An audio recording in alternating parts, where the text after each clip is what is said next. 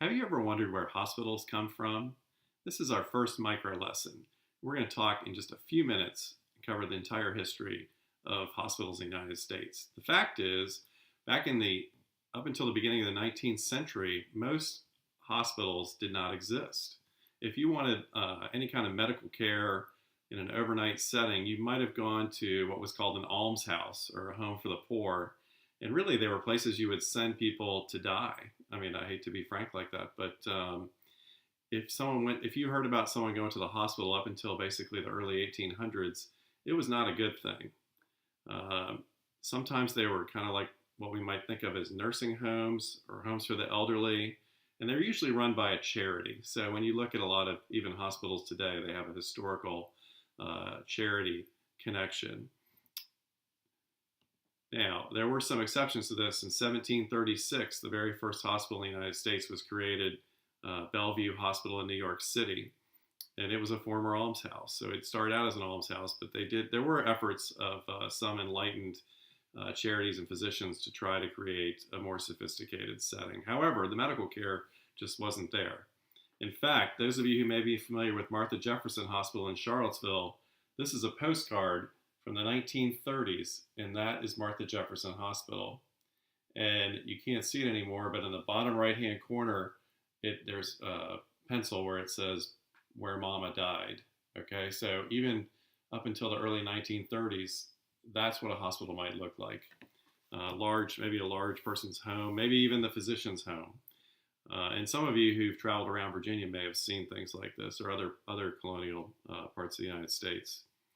So it wasn't really until the Civil War and the Industrial Revolution when we had advances in medicine. And the really big advance, of course, the Civil War, that people were faced immediately with some pretty serious traumas. And those of you who've toured Civil War battlefields know a lot of hospitals started in that time, more hospitals, more sophistication, but it was really still around more the care and the nursing because the technology still wasn't there.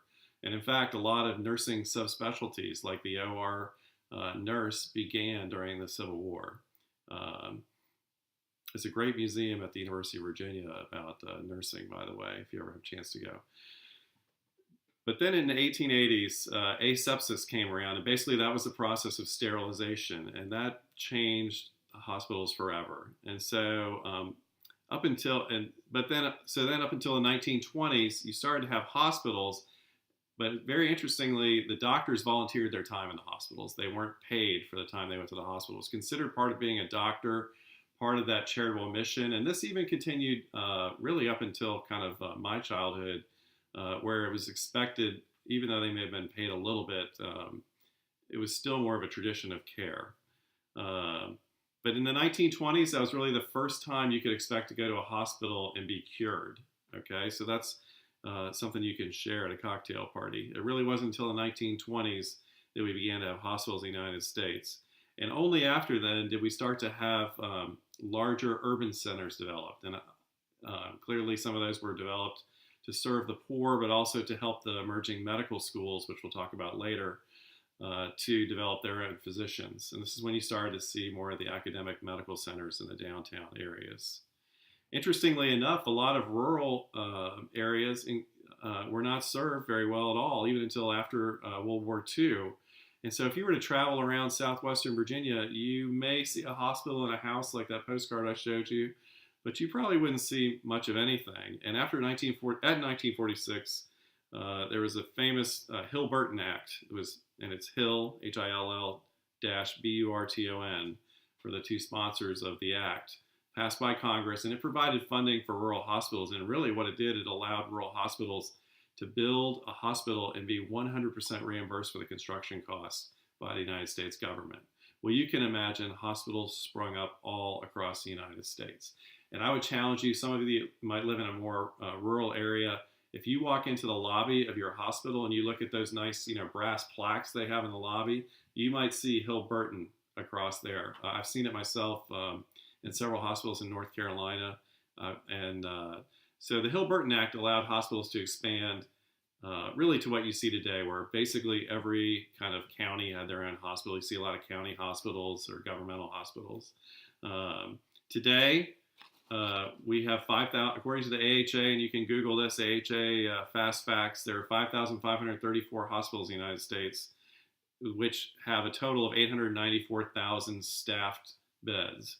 And interestingly enough, that is down a little bit since when I came out of graduate school in the mid 90s because of some of the financial challenges that these small rural hospitals had. Some of those hospitals were built, but then they were really expensive and almost impossible to staff in some areas. I have toured hospitals in North Carolina in my work where they have basically one emergency patient a day. And just imagine they still have to follow all the regulations to have a physician, a nurse, a radiologist, et cetera, lab to support that one patient. So, and actually what's happened is that led to creating something called the Critical Access Hospital through Medicare. So there is a provision if you live in a rural area to try to get your hospital deemed to be a critical access. And that's actually a whole nother topic. But you have to basically agree to staff your hospital like way down just to the minimum and to provide just the key services. But anyway, that's how hospitals came to evolve in the United States. It wasn't always a good thing to go to the hospital, or certainly wasn't always expected that you would have a positive outcome.